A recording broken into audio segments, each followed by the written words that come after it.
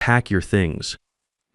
That's how Austin Blackwell introduced himself on his first day as CEO. I'm Marcus Thompson, 48 years old, and until 30 seconds ago, I was the COO of Iron Horse Industrial Systems. I'd been sitting in this corner office on the 42nd floor for 7 years, but I started on the shop floor 20 years before that, with grease under my fingernails and work boots that never quite came clean. Austin didn't knock, didn't even look around the office before he delivered his little speech, just walked in like he owned the place, which he thought he did.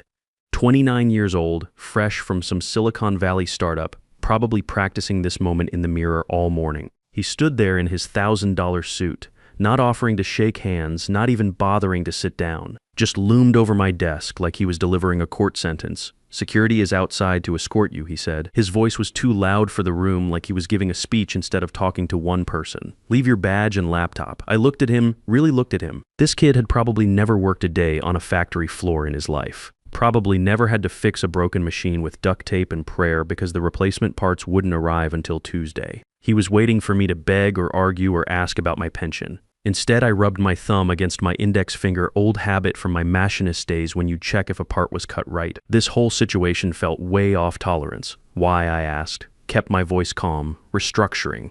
We're taking Iron Horse in a new direction. Leaner, more agile. He said it like he was reading from a business school textbook. Nothing personal. Nothing personal, right?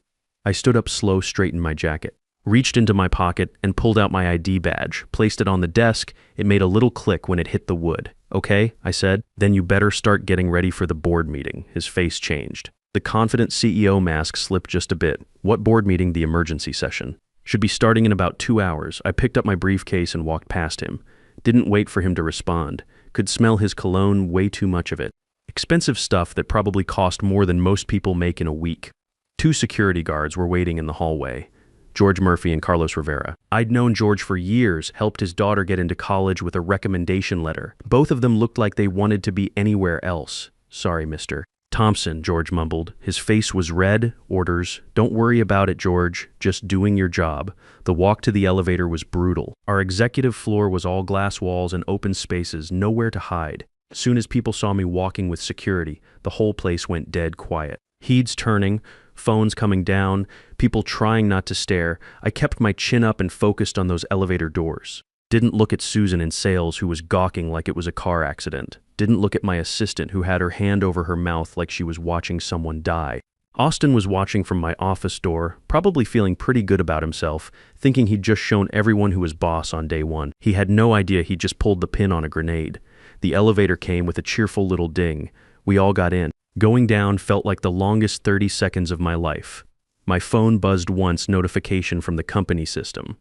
My termination was already processed. Austin was efficient. I'll give him that. Thing is, Austin thought he was firing an employee. He didn't know he'd just triggered something that couldn't be stopped. We hit the lobby. George walked me to the turnstile and badged me out. Red light. Access denied. 20 years with this company, and now I was locked out. "Take care, Mr. Thompson," George said. Sounded like he was at a funeral. "You too, George. Say hi to your daughter." Walked out into the Detroit cold. March wind coming off the river, sharp enough to cut through your jacket, but it felt good. Real. First honest thing I'd felt all morning. Didn't head home. Didn't go find a bar. Crossed the street to the Foundry Cafe, little working class place where actual people went for coffee. Not like those fancy spots downtown with the $15 lattes. Ordered black coffee and found a table by the window. Perfect view of the Iron Horse Tower. Pulled out my laptop, just a basic Dell, nothing fancy. Austin probably assumed it was company property. He was wrong about a lot of things. See, I didn't need to hack into anything. When you build a house, you know where all the doors are. Logged into the shareholder portal. Not the regular company system. This was different. This was the governance dashboard I'd helped design 4 years ago when we went public. If you knew where to look and had the right access codes, you could watch the company's vital signs in real time. And right now, those vital signs were screaming. Red alert flashing across my screen. Governance violation detected. Then another one. Emergency protocols activated. Austin was probably upstairs pouring himself a drink, calling his Silicon Valley buddies to brag about cleaning house. He had no idea that by firing me, he'd just triggered the corporate equivalent of a fire alarm. I sipped my coffee and watched the alerts pile up. This was going to be interesting. Let me tell you how I got here, because this story doesn't start in a boardroom. It starts in my grandfather's machine shop back in 1975, when I was 6 years old and thought the smell of cutting oil was the best thing in the world. Thompson Machine Works employed 27 people and made custom parts for the auto plants. We never missed a deadline, never cut corners. When 2008 hit and the whole economy went to hell, we weren't just facing bankruptcy, we were watching 3 generations of work disappear. I was 32 then, working as a union rep at Ford, but I knew every machine in that shop when the bank came calling. I did something crazy. Mortgaged my house, cleaned out my 401k, bought the debt, not to own it, to save it, but saving meant thinking bigger. Started consulting for other manufacturing companies having the same problems. Supply chain stuff, logistics, helping them figure out how to keep the lights on when everyone else was going under. 5 years later, I'd built Iron Horse Industrial from the skeleton of my family's shop. The secret wasn't fancy technology, it was understanding that manufacturing is about people. You can't fix what you don't respect. When we went public in 2015, I didn't take cash, took voting shares, special ones, Class B shares that gave me extra voting power, designed specifically to keep the company safe from exactly the kind of guy who was now sitting in my old office. 68% voting control, that's what I own. Not just stock, actual decision-making power. Austin Blackwell didn't know any of this. Why would he? Guys like him don't read the boring legal stuff. They look at stock prices and PowerPoint slides and think they understand everything. My coffee was getting cold, but I kept watching those alerts pile up on my screen. The system was doing exactly what I designed it to do 4 years ago. When our lawyer Linda Foster and I wrote the corporate bylaws, we worried about hostile takeovers, companies coming in to strip us for parts, so we built in protection. Article 9, Section 4, Emergency Shareholder Review. Sounded boring as hell, which was the point. Nobody reads the boring stuff. Simple rule: if you fire any officer who owns more than 5% of the voting shares, 2 things happen. First, the firing gets suspended until the board reviews it. Second, the CEO loses all signing authority until the review is done. Austin had just learned this the hard way. My phone started ringing. Marcus, Roger Duncan's voice was tight. Roger was our CFO, worked his way up from the plant floor just like me. Please tell me this is some kind of mistake. No mistake, Roger. New CEO decided I was dead weight. Walked me out with security. Jesus Christ. I could hear him typing on his computer. Marcus, he can't do this. You know, he can't do this, right? Article 9 is clear. Any protected officer needs board approval for termination. I know it gets worse. By trying to fire you without the vote, he violated his own employment contract. The system just locked him out of everything. I'm looking at his access logs right now. He can't even approve a lunch order. Roger was panicking, but I wasn't. This was working exactly like I'd planned it to work. Like a safety valve on a steam engine. Too much pressure and it releases automatically. Where are you? Roger asked. Foundry Cafe. Watching the show from across the street, Helen Crawford is flying in from New York. Emergency board session in 90 minutes, Marcus. This is big, really big. Helen Crawford was our board chair, former GM executive who actually understood manufacturing. If Helen was getting on a plane, this wasn't just a meeting, it was a trial. I'll be there, I said. And Marcus? That Spencer Whitfield guy has been asking questions about you all week. The new VP of strategy. Something's not right about him. Spencer Whitfield, Austin's right-hand man, Ivy League MBA who'd been hired 3 months ago, right before the board started looking for a new CEO. I'd had a bad feeling about him from day one, too smooth, too eager to talk about market opportunities and strategic realignments. After Roger hung up, I pulled up Spencer's file on my laptop. His official bio looked good, Harvard MBA strategy consulting at some Boston firm. But when I dug deeper into the metadata of his recent presentations, something interesting showed up.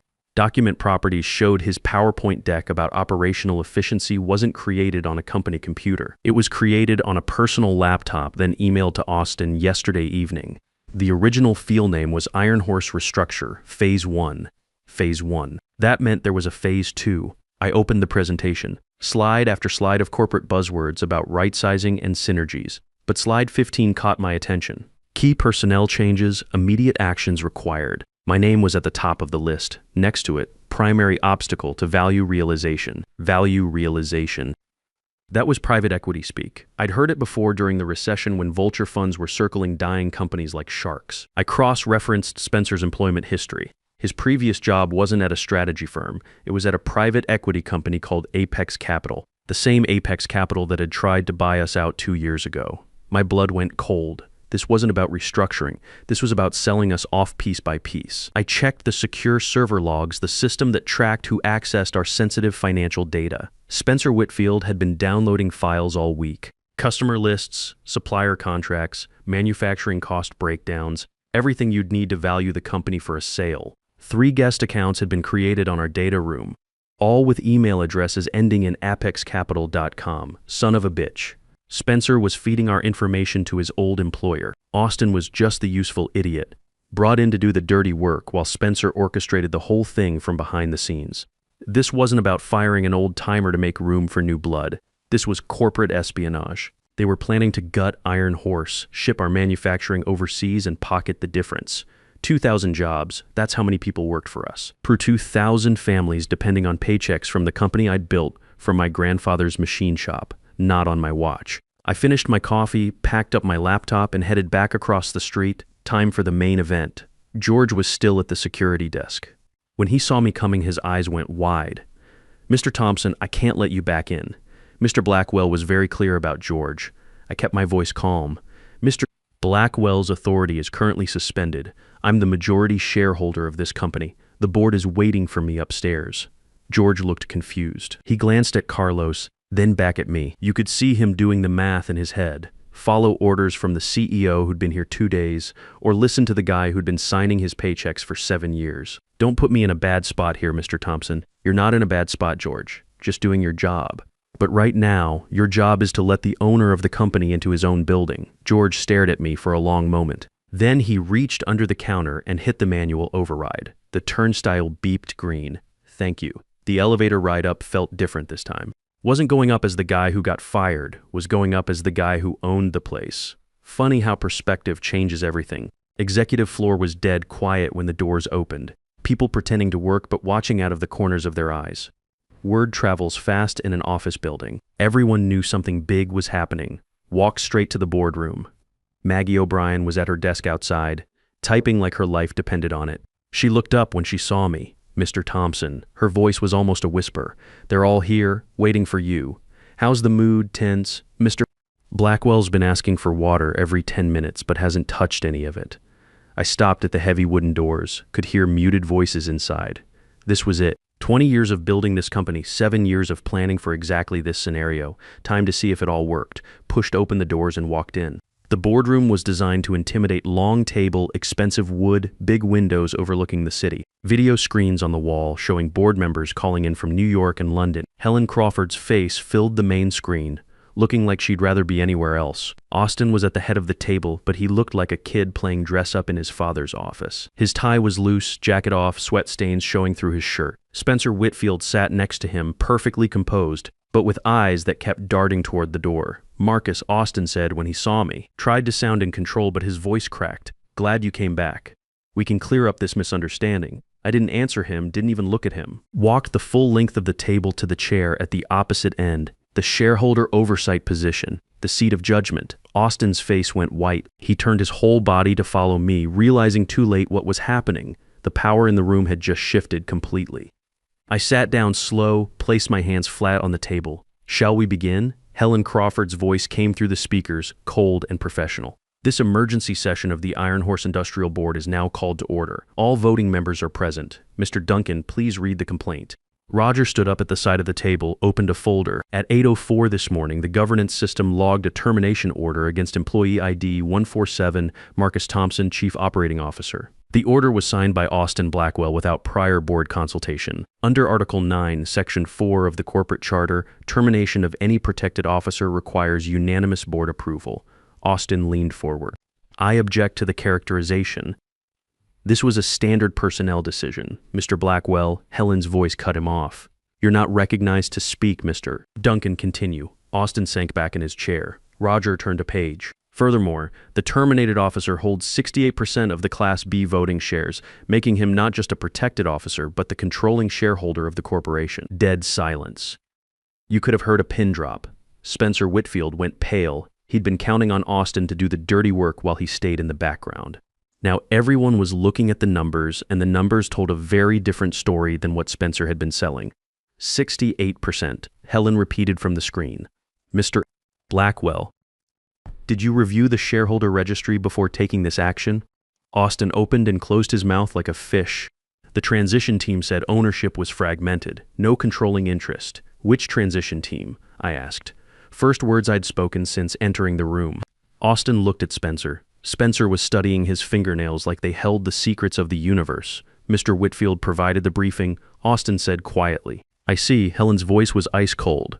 Mr. Whitfield, please explain to this board how you failed to identify the controlling shareholder in your due diligence. Spencer cleared his throat. The ownership structure is complex. Multiple holding companies, pension trusts. Cut the crap, Spencer. I stood up. Show them the real presentation. The one you emailed to Austin last night. Spencer's face went white. I don't know what you're referring to. I pulled out my laptop, connected it to the room's display system.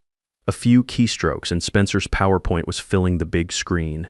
The real one, not the sanitized version he'd shown the board. Key personnel changes, immediate actions required. I read from the slide. My name's right at the top. Primary obstacle to value realization. That's private equity speak, isn't it, Spencer? The room was dead silent. Spencer looked like he wanted to disappear. You want to explain to the board what value realization means? Or should I tell them about your little data room? The one where you've been feeding our financial information to Apex Capital for the past month. Austin turned to stare at Spencer. What's he talking about? Mr. Whitfield, Helen's voice was deadly calm. Is this true? Spencer stood up fast, knocking his chair back. I think there's been a misunderstanding. I should probably sit down, I said. We're just getting started. I clicked to the next slide. Server access logs, time-stamped and dated. 3 guest accounts, all created in the last month, all registered to Apex Capital email addresses. Mr. Whitfield, Helen's voice was sharp. Did you provide unauthorized access to our confidential data? Spencer was sweating now. The smooth consultant mask was cracking. The board authorized me to explore strategic options. The board authorized no such thing, Helen snapped. Mr. Duncan, what's the financial exposure here? Roger was typing on his laptop. Customer lists, supplier contracts, cost breakdowns, manufacturing processes. Everything you'd need for a hostile acquisition. If this information is used against us, we're looking at hundreds of millions in losses. Austin was staring at Spencer like he'd never seen him before. You told me this was about efficiency. You said we needed to cut dead weight to increase profitability. We do, Spencer said, desperation creeping into his voice. The company is underperforming. Apex Capital has a proven track record of optimizing manufacturing operations by shipping jobs overseas, I interrupted. That's what optimization means in your world, isn't it? Close the American plants, move production to Mexico, pocket the labor savings. Spencer's silence was answer enough. Austin turned to me, confusion written all over his face. You're saying this was all a setup? The restructuring plan, firing you. All of it. You were the fall guy, I said. Spencer needed someone to do the dirty work while he stayed clean. Young CEO comes in, makes tough decisions, accidentally triggers a crisis that forces a fire sale to his old employer.